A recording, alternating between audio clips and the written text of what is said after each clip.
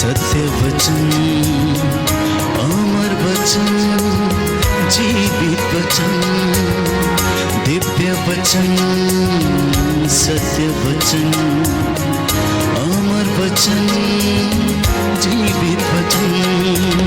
साई दा बामा बनी दा बामा बगरे सा निरे सा निरे सा निरे सा निरे सा। दिव्य वचन, सत्य वचन, अमर वचन, जीवित वचन, दिव्य वचन, दिव्य वचन।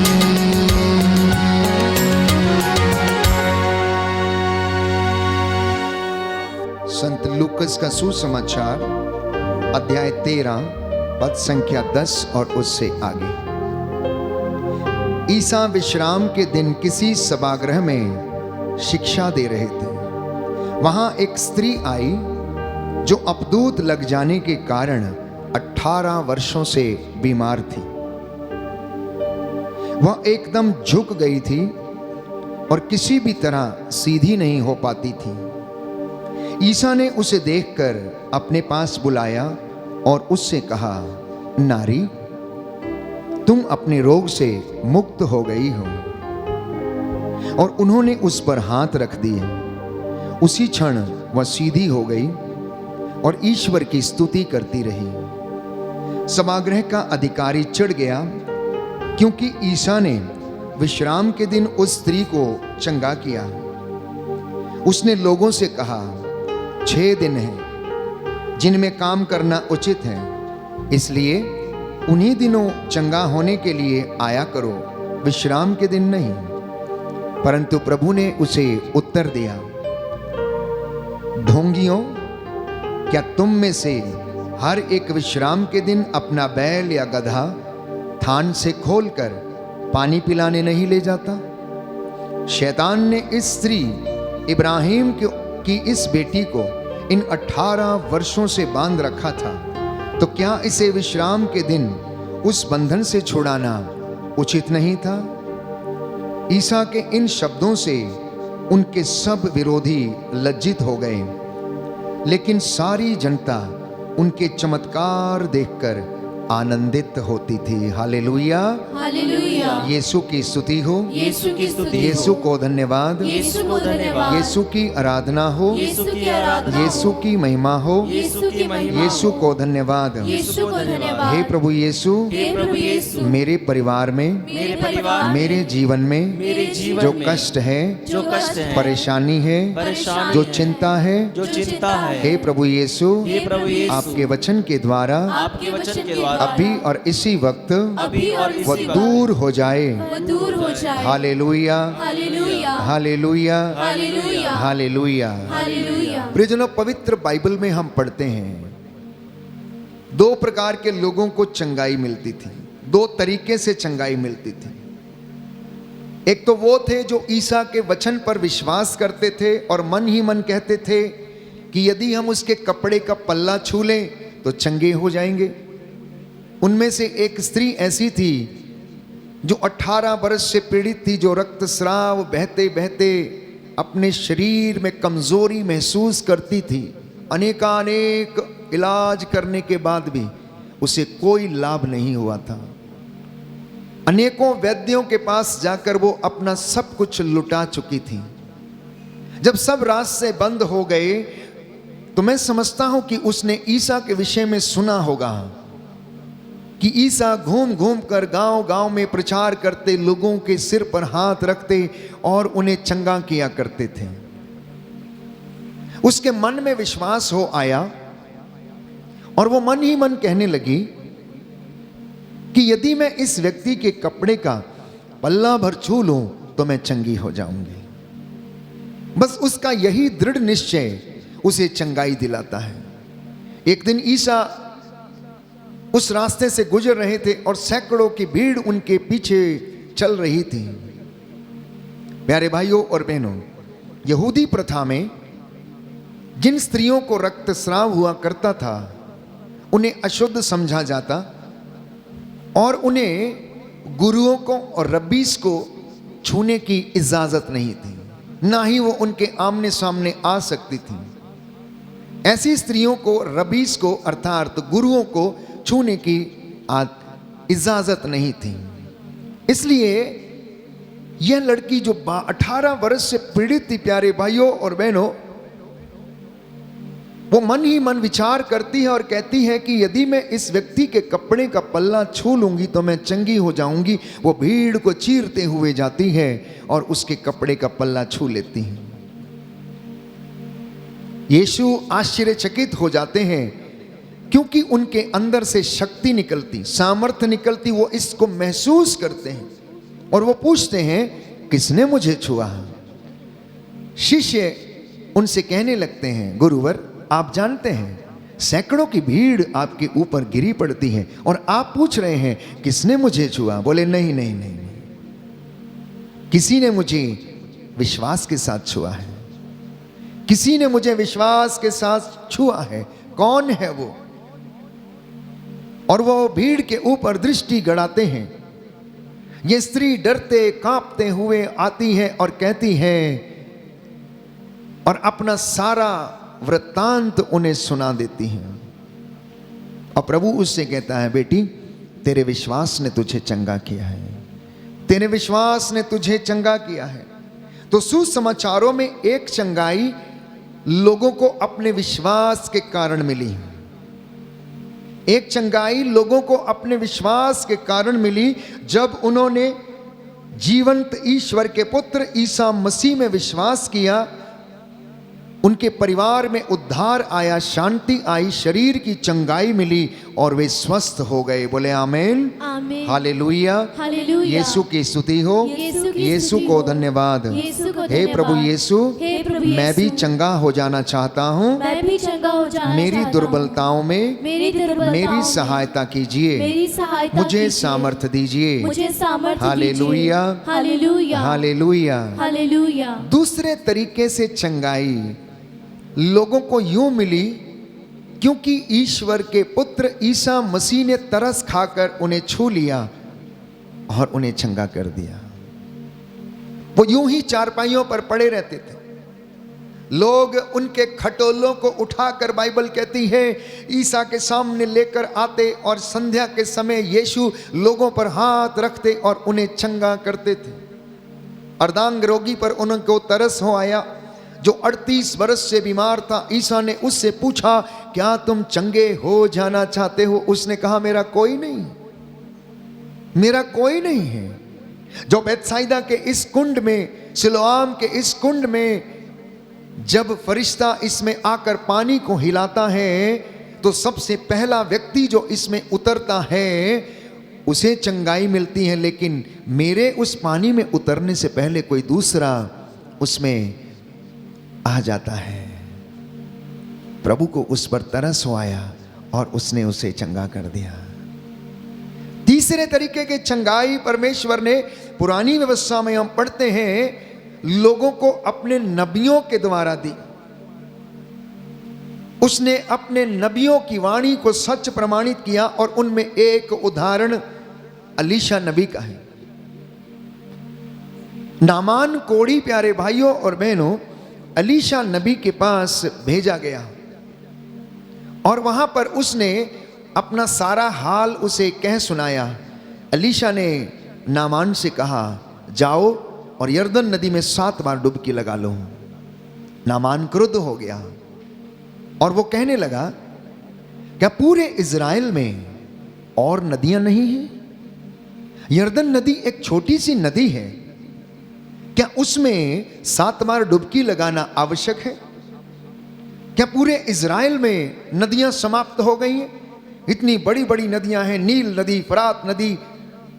प्यारे भाइयों और बहनों, उसके दासों ने उसे समझाया, मालिक, नबी ने आपको छोटा सा काम करने के लिए बोला है और आप इतना क्रुद्ध हो रहे हैं, आप इतना क्रोध कर रहे हैं। आखिर इसमें कौन सी बड़ी बात है? आपको उन्होंने 7 बार डुबकी लगाने के लिए कहा है, इसलिए आप उनका कहना मान लीजिए और जाइए यरदन में डुबकी लगा लीजिए। वो उनका कहना मान लेता है और यरदन नदी में डुबकी लगाने के लिए जाता है। नामान का सारा शरीर कोढ़ से भरा हुआ था प्यारे भाइयों और बहनों। जैसे ही वो 7वीं डुबकी लगाकर ऊपर आता है, पवित्र बाइबल कहती है, राजाओं के ग्रंथ में हम पढ़ते हैं प्यारे भाइयों और बहनों, कि उसका शरीर नवजात बच्चे के जैसा हो जाता है, उसकी स्किन फिर से नवजात शिशु के जैसे हो जाती है। ये परमेश्वर का चमत्कार था। इसलिए यशायाह नबी के ग्रंथ में हम पढ़ते हैं, पवित्र बाइबल हमें बताती है कि परमेश्वर अपने दास की वाणी को सच प्रमाणित करता है। अलीशा ने जो कहा, नामान की जिंदगी में ऐसा ही हुआ। फिर एक और मर्तबा एलिया के विषय में हम प्रार्थना करते हैं कि एलिया एक साधारण मनुष्य था। वो प्रार्थना किया करता था। उसने बड़े आग्रह के साथ प्रार्थना किया कि 3.5 बरस तक पानी न बरसे, और धरती पर पानी नहीं बरसा।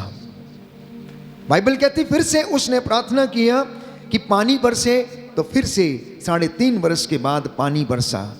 कहने का मतलब यह है कि परमेश्वर ने अपने दासों की वाणी को सच प्रमाणित किया और लोगों को चंगाई दी, और नबियों के द्वारा उसने चिन्ह और चमत्कार दिखाए। बोलिए आमीन, आमीन, हालेलुया, हालेलुया। यीशु की स्तुति हो, यीशु की स्तुति यीशु हो, को धन्यवाद, यीशु को धन्यवाद, यीशु की आराधना हो, यीशु की आराधना यीशु हो, की महिमा हो, यीशु की महिमा हो, यीशु की आराधना हो, यीशु की आराधना यीशु हो, को धन्यवाद, यीशु को धन्यवाद, हालेलुया, हालेलुया, हालेलुया। हालेलुया। हे प्रभु यीशु, हे प्रभु यीशु, मेरे जीवन में, मेरे जीवन में, मेरे परिवार में मेरे परिवार में आपकी आशीष ठहरे, आपकी आशीष ठहरे, और मेरे कामकाज में और मेरे कामकाज में आपकी महिमा प्रकट हो जाए। आपकी महिमा प्रकट हो जाए। हालेलुया, हालेलुया, हालेलुया, हालेलुया, हालेलुया। हालेलुया। चौथे चंगाई प्यारे भाइयों और बहनों, लोगों को ईश्वर के वचन के द्वारा मिली। जब उन्होंने वचन को ग्रहण किया, प्रायश्चित किया, तो परमेश्वर ने उनके गुनाहों को माफ किया और उनके परिवार में आशीष आ गई। पवित्रताई में जब उन्होंने जीवन बिताना शुरू किया, तो परमेश्वर ने उनकी जिंदगी में चमत्कार करने शुरू किए। उसका एक उदाहरण योशुआ नबी के ग्रंथ अध्याय 3 पद संख्या 5 में हमें मिलता है। Book of prophet Joshua chapter 3 verse 5 लिखा है प्यारे भाइयों और बहनों, योशुआ ने लोगों से कहा, अपने को पवित्र बनाए रखो, क्योंकि कल प्रभु तुम्हारी आंखों के सामने चमत्कार करेगा। अपने को पवित्र बनाए रखो, क्योंकि कल तुम्हारी आंखों के सामने प्रभु चमत्कार करेगा। बोलिए आमीन, आमीन, हालेलुया, हालेलुया, हालेलुया, हालेलुया, हालेलुया, हालेलुया, हालेलुया। हालेलुया। प्रभु का वचन कहता है, प्रभु का वचन योशुआ कहता का है, ग्रंथ योशुआ का ग्रंथ अध्याय 3 अध्याय 3 पद संख्या 5, पद संख्या 5, तुम अपने को पवित्र बनाए रखो, तुम अपने को पवित्र बनाए रखो, क्योंकि कल प्रभु प्रभु तुम्हारी आंखों के सामने तुम्हारी आंखों के चमत्कार करेगा। सामने चमत्कार करेगा। हालेलुया, हालेलुया, हालेलुया, हालेलुया, हालेलुया। हालेलुया। तो प्रियजनों, पवित्रताई में रहने से चमत्कार होते हैं। आप चमत्कार देखना चाहते हैं? मैं समझता हूं हर व्यक्ति चाहता है कि उसकी जिंदगी में चमत्कार हो। चाहते हैं या नहीं चाहते हैं? आप जो मुझे ऑनलाइन प्रार्थना में सुन रहे हैं, इस वक्त प्रभु की उपस्थिति में हम इस वक्त मौजूद हैं, सब व्यक्ति चाहते हैं कि उनकी जिंदगी में चमत्कार हो। हर व्यक्ति चाहता है कि वो प्रेज एंड वर्शिप करे, प्रचार करे, सेवकाई करे, प्रभु की वेदी पर खड़ा होकर उसकी वाणी को लोगों को सुनाए, लोगों के बीच में प्रभु के कार्य करे, चिन्ह और चमत्कार होने पाए।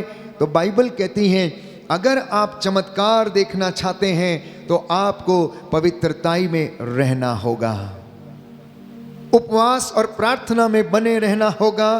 तब प्रभु आपके द्वारा चिन्ह और चमत्कार प्रकट करेगा, क्योंकि लिखा है, क्या आप नहीं जानते कि आप ईश्वर के मंदिर हैं और ईश्वर का आत्मा आप में निवास करता है। उस पवित्रताई में वो ईश्वर का आत्मा निवास करता है, और जब वो हमारे अंदर निवास करता है तो वह हमारे द्वारा बोलता है। ईश्वर का आत्मा बोलता, बोलने वाले हम नहीं। चंगा करने वाले हम नहीं, परंतु प्रभु का आत्मा है जो बोलता है प्यारे भाइयों और बहनों, और आप सभी लोगों को आशीष प्रदान करता है। अब आप मुझसे कहेंगे फादर जी ये बहुत कठिन है, पवित्रताई में रहना बहुत कठिन है, हम ना चाहते हो भी प्रलोभन में पड़ जाते हैं, हमसे होता नहीं है, हम प्रार्थना नहीं कर पाते हैं, हम उपवास नहीं कर पाते हैं, हम बहुत अच्छे काम करना चाहते हैं, हजूरी में रहना चाहते हैं, वचन में बढ़ना चाहते हैं, आज्ञा का पालन करना चाहते हैं, लेकिन हम असमर्थ रहते हैं। प्रियजनों, परमेश्वर नहीं चाहता कि आप बहुत बड़े बड़े काम करें, लेकिन वो चाहता है कि आप हर छोटे से छोटे काम में उसकी महिमा करें, हर छोटे से छोटे काम में उसकी प्रशंसा करें, स्तुति करें, और हर छोटा बड़ा काम जो है वो उसके नाम पर किया करें। बोलिए आमीन। आमीन। प्रभु का वचन कहता है, प्रभु का वचन कहता आप है, जो भी कहें या करें, आप जो भी कहें या करें, ईसा मसीह के नाम में ईसा मसीह के नाम में किया करें। किया करें। हालेलुया, हालेलुया, हालेलुया, हालेलुया, हालेलुया। हालेलुया। फिर से आप कहेंगे फादर जी ये भी बहुत कठिन है, ये भी बहुत कठिन है, हमसे नहीं होगा। इसके लिए हमें निरंतर प्रयास करते रहने की आवश्यकता है, क्योंकि आध्यात्मिक जीवन एक संघर्ष है। आध्यात्मिक जीवन एक संघर्ष है। ये हमारी जो स्पिरिचुअल फाइट है जिसे हम रोज लड़ते हैं, बाइबल इसके विषय में हमें बताती है अफेसियों के पत्र अध्याय 6 पद संख्या 12 में, क्योंकि हमारी लड़ाई मनुष्यों से नहीं बल्कि अंधकार में संसार के अधिपतियों से है, अधिकारियों से है, शासकों से है, दुष्ट आत्माओं से है, जिनसे हमें रोज संघर्ष करना पड़ता है। पड़ता है या नहीं पड़ता है? पड़ता है या नहीं पड़ता है? Book of Ephesians chapter 6 verse 12।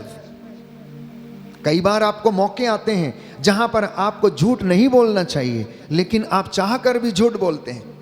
कुछ लोग कहते हैं फादर जी अगर किसी का भला होता हो और वहां झूठ बोल दिया जाए तो क्या वो सही नहीं है? प्रियजनों, झूठ तो झूठ है, झूठ तो झूठ है, क्योंकि वो सत्य कभी हो नहीं सकता है, वो सत्य कभी हो नहीं सकता है। ऐसी परिस्थिति को आने ही मत दीजिए जहां पर आपको झूठ का सहारा लेना पड़े। इसलिए संत पौलुस हमें समझाता है इस संघर्ष को जीतने के लिए हमें आध्यात्मिक बातों का ज्ञान होना जरूरी है। प्रियजनों, हमें प्रभु के वचन का ज्ञान होना जरूरी है। संत पौलुस कहता है कि हमें दुष्ट आत्माओं से, जैसे निराशा, ईर्ष्या, उदासी, अहंकार, घमंड, निंदा, दलबंदी, चोरी, झूठ, फरेब और ऐसी तमाम बातें जिनका हमें रोज सामना करना पड़ता है। रोज हम प्रलोभनों से गुजरते हैं, रोज हम अपने शरीर को अपवित्र करते, रोज हम अपने विचारों को अपवित्र करते, रोज हम ऐसे काम करते हैं जिससे कि ईश्वर को ठेस पहुंचती है। उसके 10 हुक्मों के खिलाफ हम रोज ऐसे कार्य करते हैं जिससे वो नाराज हो जाता है। जब जब हम इन बातों में पड़ते हैं, इन बुराइयों में गिरते हैं, हम उसे सूली चढ़ाने का काम करते हैं। वो मेरे और आपके लिए कष्ट सहता है। इसलिए प्यारे भाइयों और बहनों, युद्ध जीतने के लिए जिस तरह से हथियारों की आवश्यकता है, उसी तरह आत्मिक संघर्ष करने के लिए हमें पवित्रता, हमें विश्वास, हमें दृढ़ विश्वास की आवश्यकता है। क्योंकि पवित्रता और अभिषेक दोनों साथ साथ चलते हैं। इसलिए संत पौलुस हमें समझाता है कि तुम ईश्वर के अपार सामर्थ्य से अब बल ग्रहण करो, तुम ईश्वर के हथियारों को ग्रहण करो। इतना ही नहीं, अगर आपके पास हथियार है, चलाने नहीं आते, फिर भी आप हार जाएंगे। आपके पास बंदूक है लेकिन आपको चलानी नहीं आती है, फिर भी आप हार जाएंगे। सामने वाला आपको मार डालेगा। यदि आपके पास बाइबल है लेकिन आप उसे पढ़ते नहीं है, वचन को इस्तेमाल करना नहीं आता है, क्योंकि निवेदन करने के लिए कौन सा वचन बोलना है, चंगाई करने के लिए कौन सा वचन बोलना है, आत्मा में अभिषेक प्राप्त करने के लिए कौन सा वचन पढ़ना चाहिए, यदि हमें मालूम नहीं है, प्रियजनों, हम हार जाएंगे, हम हार जाएंगे। इसलिए शैतान का सामना करने के लिए सही मौके पर ईसा मसीह के द्वारा कहा गया सही शब्द का इस्तेमाल करना अत्यंत आवश्यक है। जब गूंगे बहरे की दुष्ट आत्मा उस व्यक्ति के अंदर थी तो ईसा ने उसे डांटा और उससे कहा, अरे गूंगे बहरे की आत्मा, मैं तुझसे कहता हूं इसके अंदर से निकल जा। जब गेरासीन का अपदूतग्रस्त चिल्ला रहा था, दूर से वो कह रहा था कि तुझे हमसे क्या, तू हमें सताने के लिए क्यों आया है। यीशु ने उसे डांटा और उससे कहा, चुप रह और इस मनुष्य से निकल जा। वो अनुनय विनय करने लगा, कहने लगा कि मुझे यहां से मत निकालिए। यीशु ने उसे फिर डांटा। प्यारे भाइयों और बहनों, इतना ही नहीं, गेत्समनी बाग में जब यीशु प्राण पीड़ा सह रहा था, उन्हें आग्रह के साथ प्रार्थना किया। देखिए, वो ईश्वर का बेटा था, वो ईश्वर का बेटा था। यदि पिता से वो कहता कि मेरे लिए सैकड़ों दूतों की सेना भेज दीजिए, तो क्या पिता उनके लिए नहीं भेजता? अवश्य भेजता, अवश्य भेजता। लेकिन ईश्वर का पुत्र होने के बावजूद बाइबल कहती है, फिलिपियों के पत्र अध्याय 2 पद संख्या 5 और उससे आगे हम पढ़ते हैं कि उसने ईश्वर की बराबरी नहीं की, परंतु मेरे और आपके जैसे उसने दुख को सहन किया।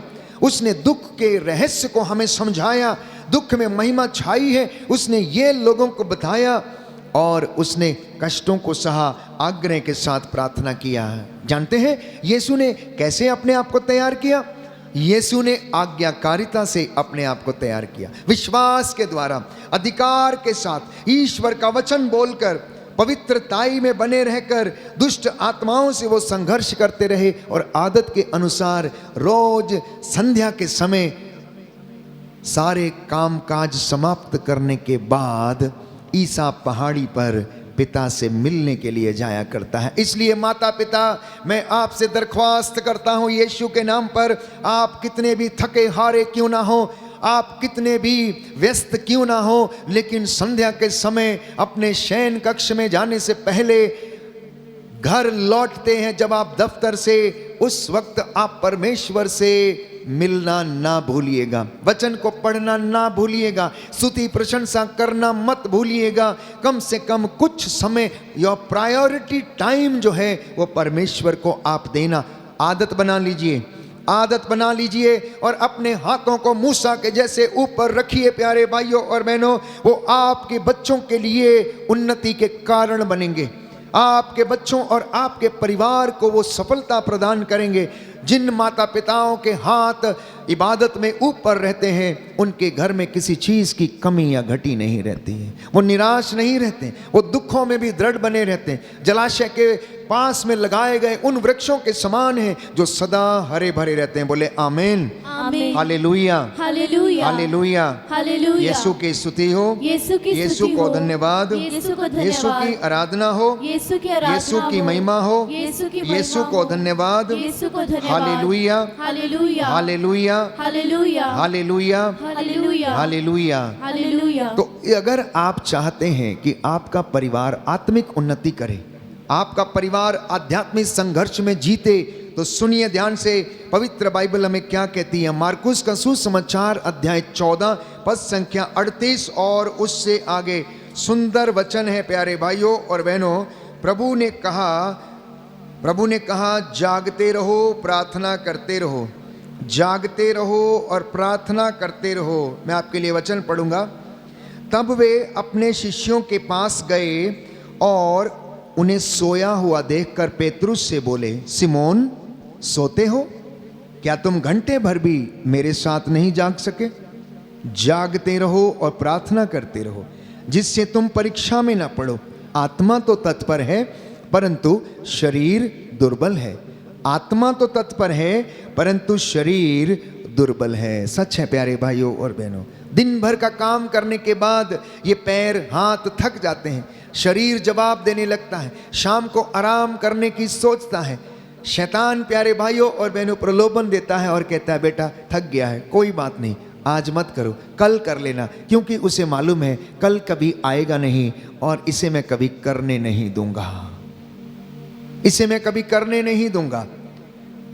इसलिए उस वक्त दृढ़ता के साथ शैतान का सामना करना। और बाइबल हमें बताती, यूहन्ना के पत्र में हम पढ़ते हैं, शांति का ईश्वर शीघ्र ही शैतान को आपके कदमों के नीचे डाल देगा और कुचल देगा। इसलिए हर प्रार्थना, हर साधना, हर आध्यात्मिक धर्म महासभा जो जितनी भी हैं, ये एक स्पिरिचुअल वॉरफेयर है, ये एक आध्यात्मिक संघर्ष है जहां आप बदरूहों के साथ लड़ते हैं। जब वचन सुनाया जाता, जब वचन स्वीकार किया जाता, जब वचन को बोला जाता है, प्यारे भाइयों और बहनों, इनसे लड़ने के लिए पवित्रता, उपवास और प्रार्थना की आवश्यकता है। इसलिए यीशु ने कहा मार्कुस के सुसमाचार अध्याय 9 पद संख्या 29 में, उपवास और प्रार्थना के बिना ये जाति नहीं निकाली जा सकती। Gospel of Saint Mark chapter 9 verse 29 लिखा है, प्रार्थना और उपवास के बिना ये जाति नहीं निकाली जा सकती। इसलिए यीशु फिर से इस वचन को दोहराते हैं, लूकस के सुसमाचार अध्याय 21 पद संख्या 36, और उससे आगे, जागते रहो और सब समय प्रार्थना करते रहो, जिससे कि तुम इन सब आने वाले संकटों से बचने और भरोसे के साथ मानव पुत्र के सामने खड़े होने के योग्य बन जाओ। बोलिए आमेन, हालेलुया, हालेलुया। यीशु की स्तुति हो, यीशु की स्तुति यीशु हो, को धन्यवाद, यीशु को धन्यवाद, यीशु की आराधना हो, यीशु की आराधना यीशु हो, की महिमा हो, यीशु की महिमा यीशु हो, को धन्यवाद, यीशु को धन्यवाद, हालेलुया, हालेलुया, हालेलुया, हालेलुया, हालेलुया, हालेलुया, हालेलुया। हालेलुया। प्रभु का वचन कहता है, प्रभु का वचन कहता है, अफेसियों का पत्र अफेसियों का अध्याय 5 अध्याय 5 पद संख्या 8, पद संख्या 8, आप लोग पहले अंधकार थे, आप लोग पहले अंधकार थे, अब प्रभु के शिष्य होने के नाते अब प्रभु के शिष्य होने के नाते ज्योति बन गए हैं। ज्योति बन गए हैं। इसलिए ज्योति की संतान की तरह ज्योति की संतान की तरह आचरण करें। करें। हालेलुया, हालेलुया, हालेलुया। हालेलुया। सावधान रहें। यहाँ तक कि प्रभु के चुने हुए दास भी सावधान थे। पौलुस बड़ा सावधान था, इसलिए कुरिन्थियों के दूसरे पत्र अध्याय 2 पद संख्या 11 में वो कहता है, letter of Saint Paul to the Corinthians chapter 2 verse 11, second letter, लिखा है प्यारे भाइयों और बहनों कि हम शैतान के फंदे में पड़ना नहीं चाहते हैं, हम उसकी चालों को अच्छी तरह समझते हैं। Do you understand the plans of Satan? क्या आप अपने परिवार में समझते हैं? आप अवश्य समझेंगे यदि आपको वचन का थोड़ा सा भी ज्ञान है, यदि आपने इसको थोड़ा सा भी पढ़ा है, यदि आपने इसे अंगीकार किया है, तो आप सावधान रहेंगे और आप जानेंगे कि किस तरह से शैतान प्रलोभन देता है, किस तरह से उसने हेवा को भटकाया, किस तरह से उसने काइन के मन में ईर्ष्या का बीज बोया, किस तरह से उसने प्यारे भाइयों और बहनों सुसन्ना के साथ 2 लोग जो व्यभिचार करने की कोशिश करे थे वैसा विचार उनके मन में डाला, किस तरह से शैतान ने दाऊद को बहकाया, किस तरह से शैतान ने सैमसन को बहकाया और वो दलीला के चक्कर में पड़कर अपने बालों को कटवा देता है और उसका सामर्थ्य समाप्त हो जाता है। संत पौलुस कहता है मैं सावधान हूं, मैं सावधान हूं, मैं इस इब्लीस की चालों को अच्छी तरह से समझता हूं, हम इसके फंदे में पड़ना नहीं चाहते। ना ना ना ना ना ना ना, हम इसके फंदे में पड़ना नहीं चाहते। संत पौलुस जब पहले साउल था, वो मसीहों के ऊपर अत्याचार करता था, उनको मारता काटता, जितने भी लोग मसीह के अनुयायी थे उन पर वो घोर अत्याचार करता था, उन्हें बांध कर ले आता था। साउल स्तेफनुस की हत्या का प्यारे भाइयों और बहनों समर्थन करता था, लेकिन एक दिन यीशु ने साउल को दर्शन दिए। साउल अपने आप में बड़ा विद्वान था, उसे संहिता का बहुत ज्ञान था, उसे धर्मशास्त्र का भी बहुत ज्ञान था, वो सब कुछ जानता था, लेकिन शैतान उसके ऊपर कब्जा किए हुए था। लेकिन जब उसका एनकाउंटर दमिश्क के रास्ते पर यीशु के साथ हो जाता है तो प्रभु उसके अहंकार को तोड़ देता है। साउल के विषय में यदि आप पढ़ेंगे तो लिखा है कि वो एक वीर योद्धा था, अच्छी घुड़सवारी करता था, अच्छी तलवार चला लेता था, उसको आज तक कोई गिरा नहीं पाता था। लेकिन जब दमिश्क के रास्ते पर वो जा रहा था तो एकाएक बिजली चमकी और वो औंधे मुंह होकर धरती के ऊपर गिर पड़ा।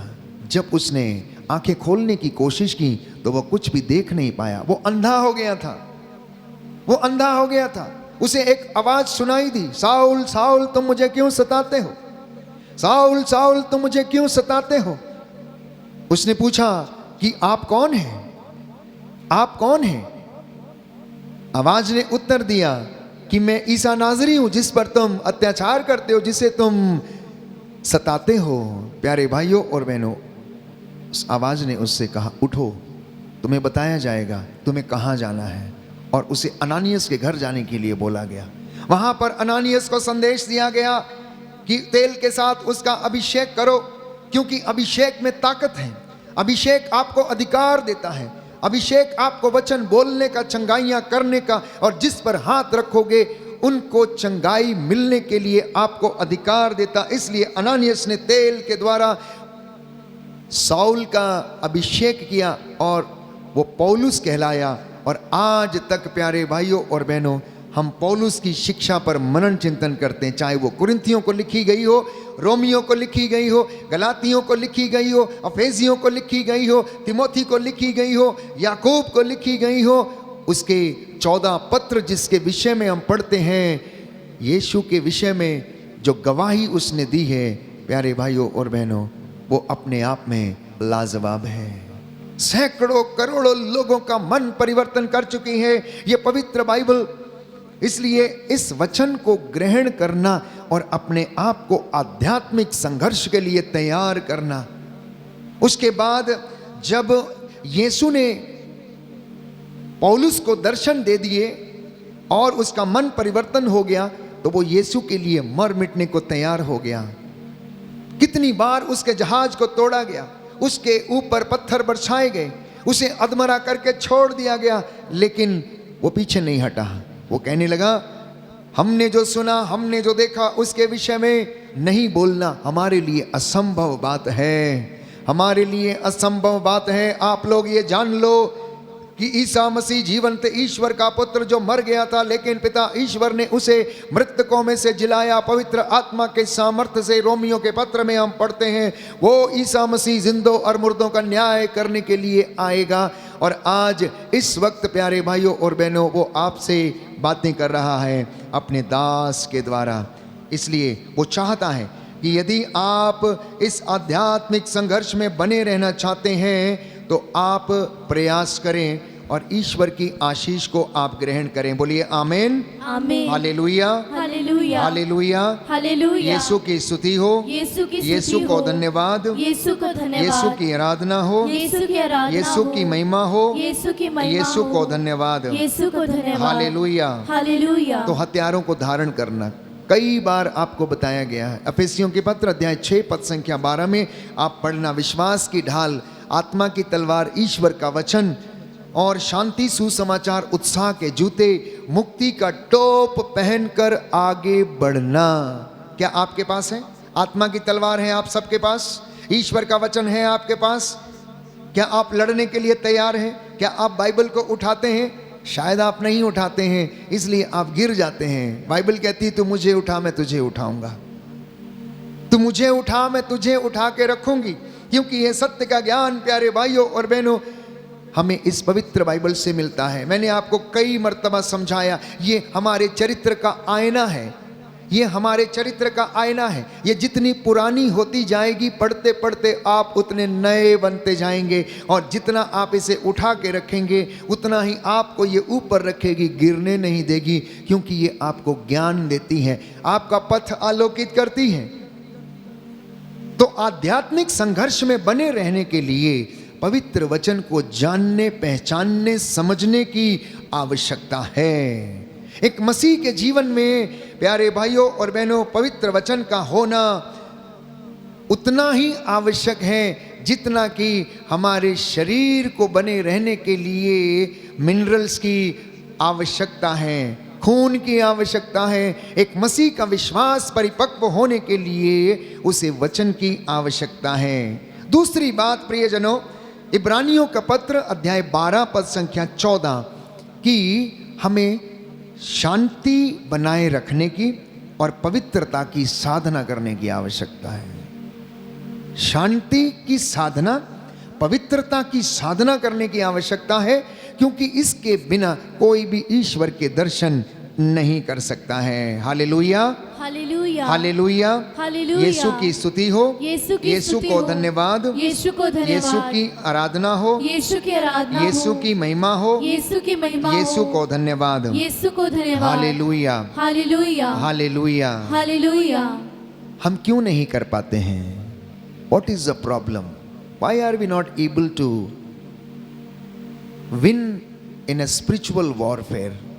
क्यों हम थोड़ी सी प्रार्थना करने के बाद भटक जाते हैं या प्रलोभन में गिर जाते हैं? उसके कई कारण हो सकते हैं। प्रार्थना में बाधा हो सकती है। प्रार्थना में बाधा के बहुत से कारण हो सकते हैं। सबसे पहला कारण अनकन्फेस्ड सिन, वो पाप जो प्रकट नहीं किया गया है, वो हमारे अपराध बोध के कारण हमको नीचे गिराता रहता। इसलिए भजन संहिता 66 पद संख्या 18 में लिखा है, स्तोत्रकार ये कहता, यदि मेरे मन में बुराई होती तो ईश्वर मेरी नहीं सुनता। तो यदि हमारी सुनी नहीं जाती तो इसका मतलब ये है कि हमारे मन में बुराई है। दूसरा कारण लैक ऑफ फेथ, विश्वास की कमी। अगर आप न्यायकर्ताओं के ग्रंथ अध्याय 6 पद संख्या 36 में पढ़ेंगे, बुक ऑफ जजेस चैप्टर 6 वर्स 36, यदि आप उसमें पढ़ेंगे तो गिदियोन ने ईश्वर की 2 बार परीक्षा ली। गिदियोन ने ईश्वर की 2 बार परीक्षा ली। मूसा के विषय में कहा गया है कि मूसा ईश्वर के इतने नजदीक रहता था, रोज बातें करता था, लेकिन फिर भी वो बहक गया और उसने चट्टान पर एक बार डंडा मारने की अपेक्षा उसने 2 बार चट्टान के ऊपर डंडे से प्रहार किया। क्यों? क्योंकि लोग उसे उकसा रहे थे। वो क्रोध में आ गया और जब क्रोध में आया, क्रोध के कारण वो ईश्वर की कृपा को भूल गया और उसने 2 बार चट्टान के ऊपर अपने डंडे से वार किया। परमेश्वर उससे क्रुद्ध हो गया। प्यारे भाइयों और बहनों, मूसा क्या तू नहीं समझता था? क्या तू नहीं जानता था? इतने चिन्ह और चमत्कार मैंने तुझे दिखाए, लेकिन तूने फिर भी डाउट किया, शक किया कि चट्टान से पानी निकलेगा या नहीं। और जानते हैं इसका खामियाजा क्या भुगतना पड़ा? मूसा को कनान देश जाने की अनुमति नहीं मिली। मूसा को कनान देश में प्रवेश करने की अनुमति नहीं मिली। वो नेबो पर्वत पर बाइबल कहती है कि वहां पर उसका देहांत हो गया और योशुआ की अगुवाई में, प्यारे भाइयों और बहनों, परमेश्वर ने इजराइलियों को लीड किया। इजराइलियों को उसने लीड किया। यरीको की दीवार को उसने ढाया। इतना ही नहीं, पारदर्शिता की कमी के कारण मेरी और आपकी जिंदगी में चमत्कार नहीं हो पाते और हम प्रार्थना में अधूरे रह पाते हैं। पारदर्शिता मतलब ट्रांसपेरेंसी। ट्रांसपेरेंसी की कमी के कारण याकूब का पत्र अध्याय 5 पद संख्या 16 में आप पढ़ेंगे, संत पौलुस लिखता है याकूब को कि आप लोग एक दूसरे के सामने अपने पापों को स्वीकार करें। Do you confess your sin to each other? क्या पति अपने पत्नी से सॉरी बोलता है? क्या बच्चे अपने माता पिता से सॉरी बोलते हैं? क्या आप अपने अधिकारी से सॉरी बोलते हैं? क्या आपने कभी अपने पड़ोसी से सॉरी बोला? क्या आपने अपनी आया से कभी सॉरी बोला है? क्या आपने कभी अपनी मेड से सॉरी बोला है? या कोई व्यक्ति आपके द्वार पर आया है, भिखारी है, कभी आपने उसको सॉरी बोला है? Lack of transparency, lack of transparency, lack of forgiveness, ये प्यारे भाइयों और बहनों हमारी आध्यात्मिक जीवन में बाधा उत्पन्न करते हैं। क्षमा हम नहीं कर पाते हैं, इसलिए प्रार्थना में हमें कुछ मिलता नहीं है, क्योंकि हम अपने स्वार्थ की प्रार्थनाएं करते हैं। और आखिरी बात, अनरिजॉल्व्ड कॉन्फ्लिक्ट्स हमारे जो व्यक्तिगत जीवन में है, पारिवारिक जीवन में है, ये हमें आध्यात्मिक संघर्ष में उन्नति पाने नहीं देते हैं। कुछ ऐसी बातें जो हमारी जिंदगी में पूरी नहीं हो रही हैं, जो निरंतर चलते रहते हैं। फॉर एग्जाम्पल, वैवाहिक जीवन के जो कॉन्फ्लिक्ट्स हैं पति पत्नी के बीच में, जो कभी सुधर नहीं पाते हैं, उनकी जिंदगी में वचन काम नहीं कर पाता है। आइए हम प्रार्थना करें। एक एक बंधन जो है यीशु के नाम पर आज हमारी जिंदगी से टूटे और प्रभु हमें अनुग्रहित करे। आध्यात्मिक उन्नति के लिए हम संघर्ष करते रहें, प्रार्थना करते रहें, आदत डाल लें, प्रभु से बातचीत करने की, प्रभु से रोज मिलने की आदत के अनुसार हम रोज प्रभु की हजूरी में इकट्ठे होकर प्रभु से प्रार्थना करें, स्तुति करते, वर्शिप करते, नाचते हैं, गाते हैं, आनंद मनाते हैं, वचन सुनते हैं और इसके बदले प्रभु आपको अनुग्रह देता है। मैं आपके लिए प्रार्थना करूंगा, प्रभु आपको आशीष दे, अनुग्रह प्रदान करे और आपकी ज़िंदगी में उसका अनुग्रह छाया रहे। आपके घर, चौखटों, बिछौनों, आटा गूंदने की परात को प्रभु ब्लेस करे और आपके ऊपर उसका ताज़ा अभिषेक छाया रहे। आइए हम इस वक्त प्रार्थना करें।